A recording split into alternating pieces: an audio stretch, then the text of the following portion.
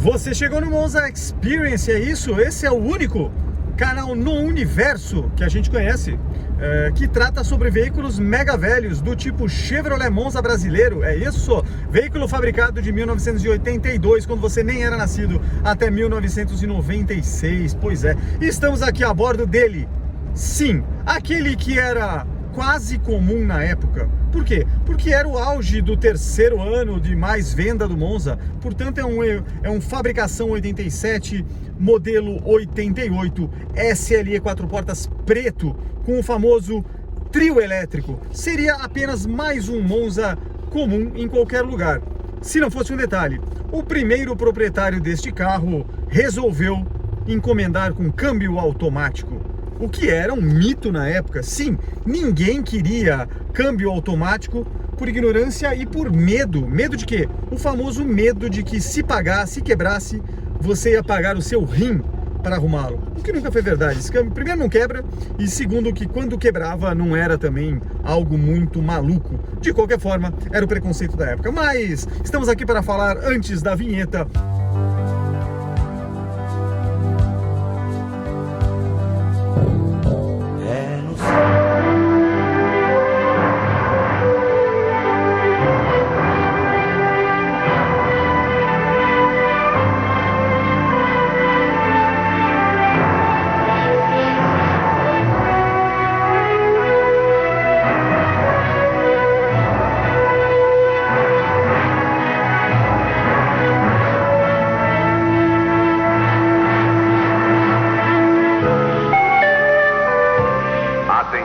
proprietários de todos os veículos. Atenção, proprietários de todos os veículos. Temos o prazer de anunciar que encontra-se em nosso estacionamento o Monza 88. Obrigado.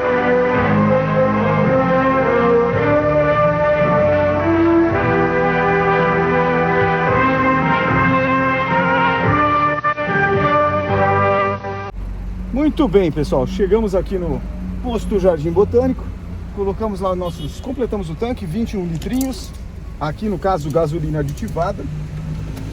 Estamos aqui falando de um automático, eu vou tentar colocar a câmera para baixo. Aí, ó, talvez aqui melhore. Ó, o câmbio aqui, quer dizer, o câmbio tá lá. Aqui é só alavanca, de devagar e sempre vamos, ó lá. E vamos que vamos. É por cima.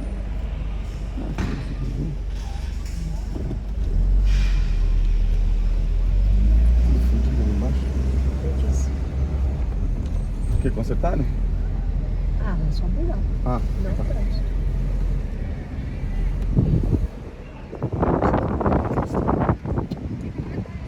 E vamos aqui no posto Açaí.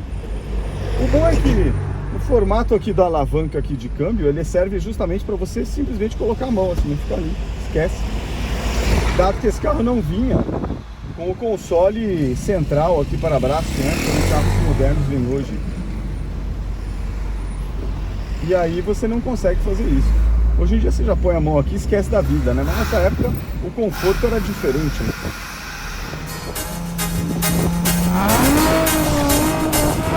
Olha lá. Hola. Yo vine de Cuba acá, pero conocí una chica lindísima, chica. El nombre de chica es Madalena. La brasilera espectacular. Y fuimos a hacer compras en un shopping center. Y dejé con ella la llave de mi velina. Una velina maravillosa, lindísima velina. Y Madalena yo la llave de contacto. ¿Y dónde estará ahora mi velina? En Madalena. ¿Dónde se paró mi velina Madalena? ¿Dónde fue para mi velina Madalena? Eu fiz um teste outro dia, lá acordei na praia, falei, tava cedo ainda, aí falei, cara, deixa eu passar aqui, liguei o Instagram e vi anúncios pra mim, né? E eu não tenho quase utilização, eu abro aquele aplicativo uma vez a cada 30 dias, é muito raro. E fiz a mesma coisa com o Facebook, também abro a cada 30 dias. São aplicativos que deixei no celular, mas provavelmente vou desinstalar. E aí eu fui olhar as sugestões que aparecem ali, né? Então você fica vendo aquela porcaria muito tempo lá e só vem porcaria que você não tem tem fonte, não tem nada, você não sabe quem inventou. Aí tem de tudo, notícia, piadinha. Aí eu falei, ah, cara, chega, aí fechei, tchau. Aí eu consegui achar, se você baixar o aplicativo da Quatro Rodas, ou o aplicativo da Abril, ou se você for cliente da Claro, aqui em São Paulo, não sei se só em São Paulo, mas enfim, você tem um negócio chamado Claro Banca, que eu achei bem legal. É um convênio da Claro com uma pancada de revistas. Você pode ler no aplicativo Claro Banca uma pancada de revistas de graça. Então você tem desde as de atualidades, tem Veja, tem um monte de revistas que eu nem sabia que existia, tem Super Interessante, para falar das da Abril Cultural, né? Tem Quatro Rodas, Super Interessante, tem Galileu da Globo, tem Época, aí vai do seu gosto, tem Casa e Jardim, tem tudo que você pode imaginar. Então, ali é uma leitura, fala, putz, ali você consegue gastar teu tempo. Então eu gosto muito da Quatro Rodas, e eu comecei a reler as revistas desde o ano que eu nasci. Então eu comecei a puxar o download, né, no caso, aí é diferente, tem uma assinatura de R$10 por mês da Quatro Rodas, que me garantem acesso ao aplicativo da própria Quatro Rodas. Aí não é a Claro Banca. A Claro Banca você consegue ter as Quatro Rodas do mês, mas você não tem acesso ao acervo. Se você for assinante da Quatro Rodas, aí você tem acervo total. E aí entrei no aplicativo e baixei a versão dezembro de 71, que na capa tinha um carro, tinha uma comparação de Dodge, Dart, alguma coisa assim, que eram os carros da época, né?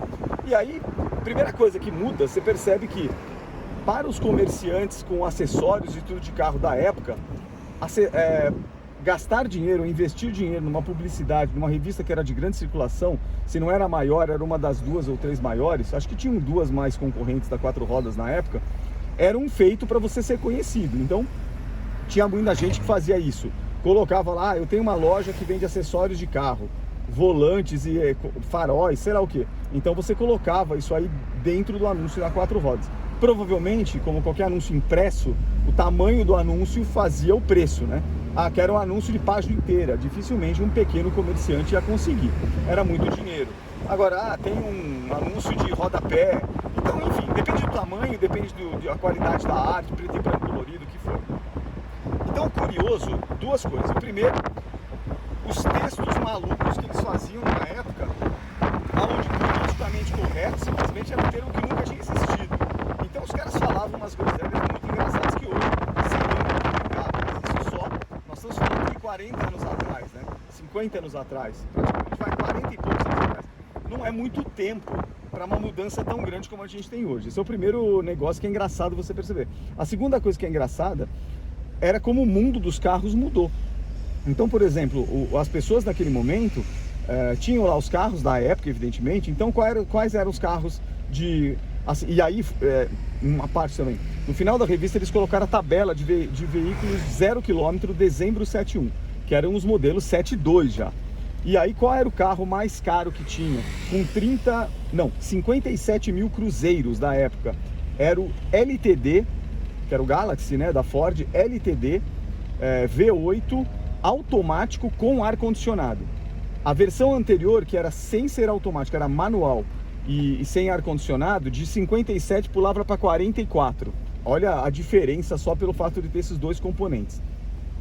Se você fosse para o segundo mais caro carro brasileiro da época, para quem tinha dinheiro para gastar, por incrível que pareça, era o Dodge Charger RT. Pois é, Chrysler, Dodge Charger RT V8. Era o carro mais rápido do Brasil naquele momento, com 189 de velocidade final, aferido pela Quatro Rodas, como eu disse no começo do vídeo. E ele estava lá por 34 mil cruzeiros. Pois é, olha a diferença para um LTD. Você levar um Dodge Charger RT, que hoje é super cobiçado, cara, um pouquinho a mais do que a metade de um LTD. Pra você ter uma ideia de quanto o Galaxy, que depois virou Landau, era caro naquele momento, né? E os preços depois despencavam. Um Jeep Willys, por exemplo, era 16 mil cruzeiros.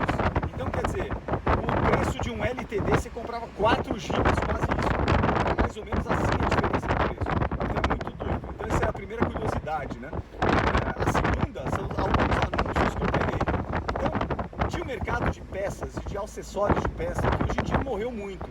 Então, vou dar um exemplo. Você compra hoje um carro 0 km, 150 mil, né? Então, vamos falar que nem um Suzuki Jimny manual, 150 mil, ou outras opções, ou BYD Dolphin, sei lá, qualquer um de 150 mil, que é um carro de classe média, que não é um carro tão caro, embora seja um absurdo o preço no Brasil, mas enfim, pelo padrão do que a gente vê de carros hoje, 300 mil por aí, obviamente é um carro menor. É engraçado porque ele guarda a mesma proporção dos carros top.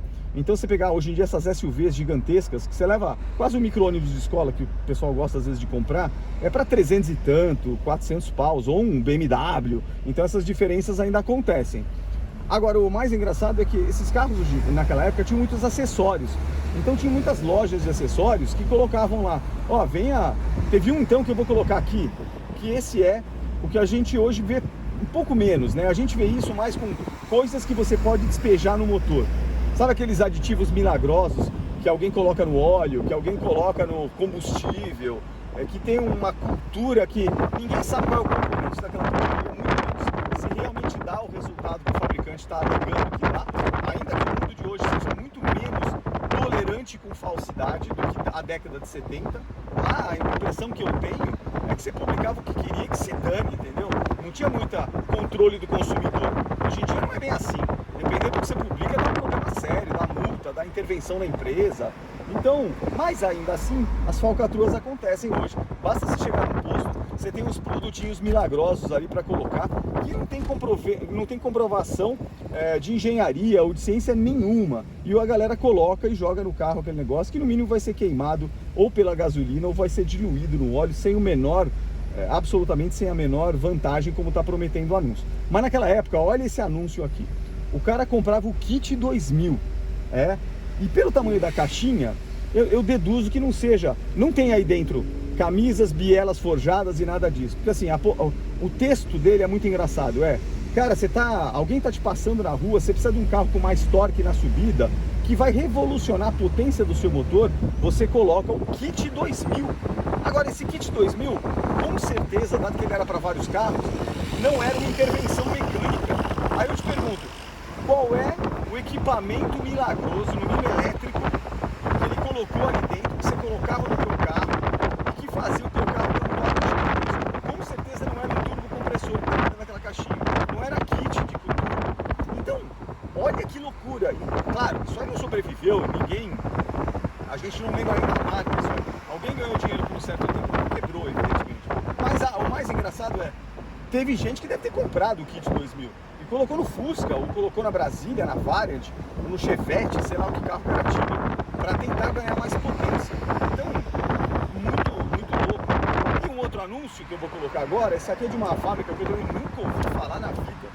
Já deve ter sumido faz muito tempo, quer dizer, com certeza morreu na praia. Esse era engraçado, ele colocava acessórios, então ele falava, cara, o melhor presente, olha o texto da época, né? O presente que você pode dar pro teu pai, ou pro teu marido, ou sei lá o que, de aniversário, é um acessório para o carro. Isso até hoje poderia ser feito. Mas, aí ele coloca essa situação, e ele coloca exemplos de acessório. Eles tinham lá conjuntos de mostradores que eram diferentes naquela época. Então, por exemplo, velocímetros diferentes, tacômetros ou contagiros, pressão de óleo. Então, toda uma linha de instrumentos que normalmente não vinham com os carros da época. Você não tinha nenhum Volkswagen que vinha praticamente com contagiros, né? Com o máximo do Aero Willis, por exemplo, eram 5 reloginhos. O Aero Willis da Ford tinha velocímetro, combustível, amperímetro, que já era uma novidade, porque o Aero Willis era um carro classe média. Aí você tinha lá a pressão do óleo, manômetro de óleo, impossível nos carros padrão, nem o Opala teve isso. Então eram os reloginhos auxiliares, outras coisas, faróis auxiliares, né? Hoje em dia você compra um carro moderno, não tem nem espaço, você não vai furar o para-choque com farol auxiliar. Agora ainda menos, né? Porque os faróis estão desaparecendo e estão tendo os filetinhos de LED, que a frente do carro, agora para o futuro, vai ser completamente diferente. A gente não vai ter mais essas entradas. Faróis e lanternas são objetos mega antigos, baseados em dois lados, né? Você vai ter barras de iluminação que são muito mais eficientes e muito mais modernas. Mas então são engraçadas essas coisas de época, né? E aí você entende, eu vi anúncios de banco, por exemplo, que o cara fala banco para qualquer carro. Não gostou do banco que a fábrica manda? Cara, você compra o banco XPTO porque ele é reclinável e de couro. Então o cara trocava o banco numa oficina autorizada daquela empresa que fabricava bancos. Troca o carro, Fusca, troca esse banco aqui. Opala, troca o banco. Então é engraçado também que hoje em dia é impensável, né? Até com a tecnologia dos carros, você tem airbags dos bancos e tudo. É impossível você comprar um carro e falar assim, vou trocar o banco dele.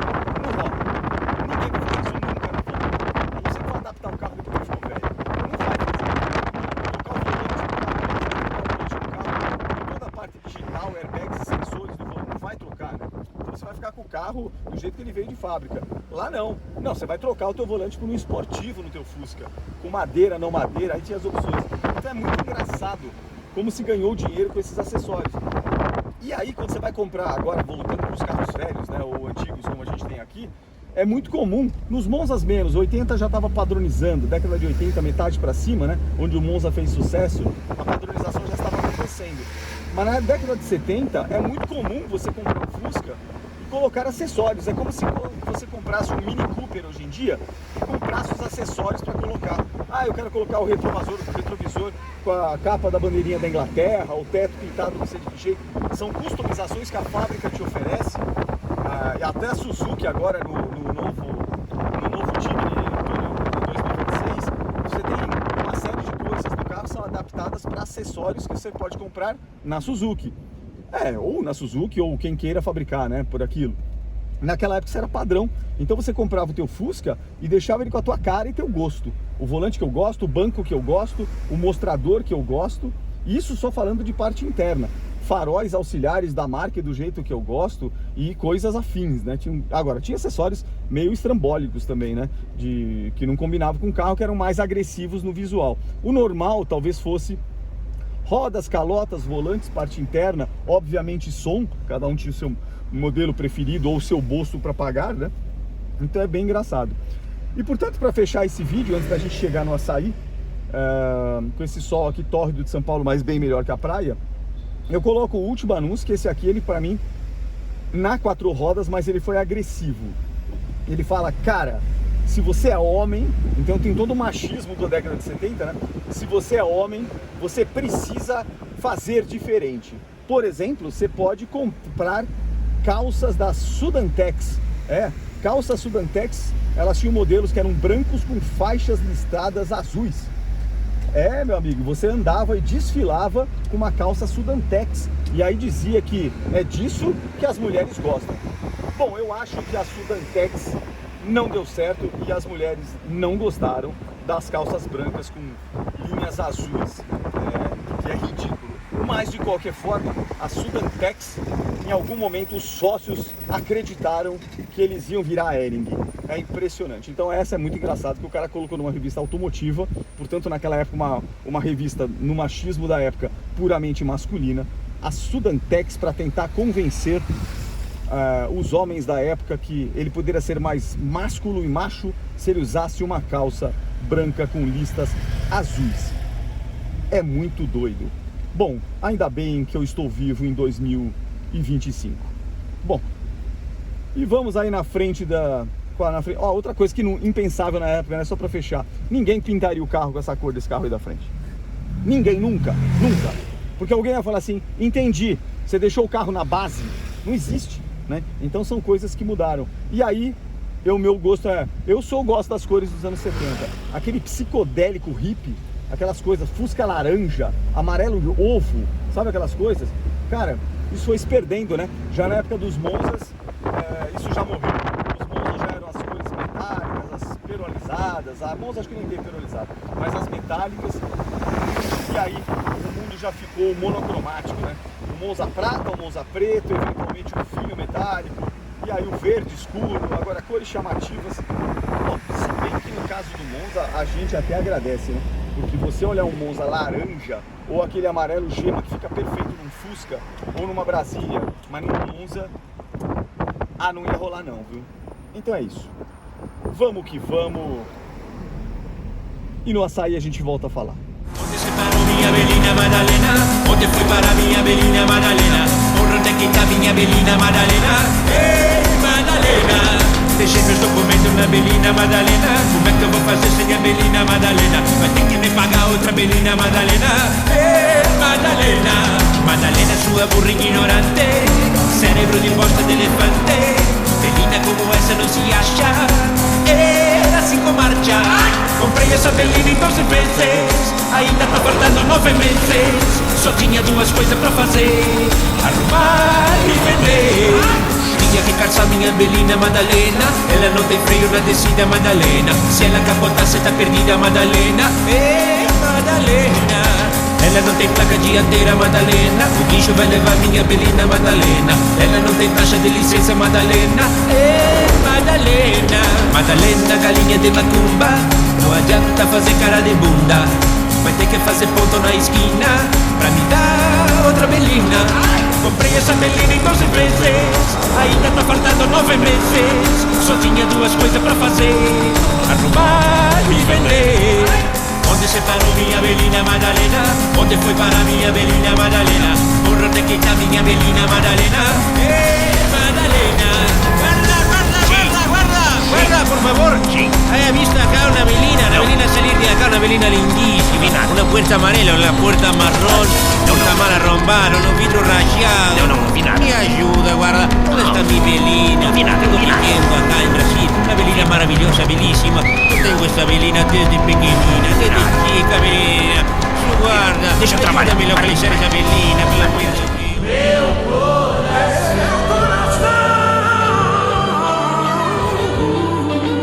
Bate mais alto dentro de um Chevrolet.